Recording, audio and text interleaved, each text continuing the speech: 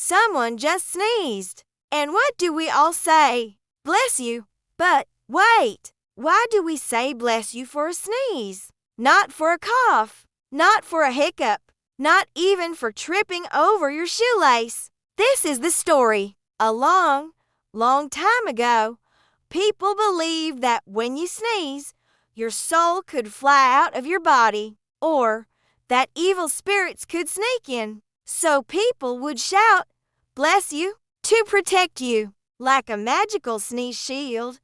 Now we know it's just your nose being dramatic. But the blessing stuck around. So next time you sneeze, just smile and say thanks. You're being anciently protected.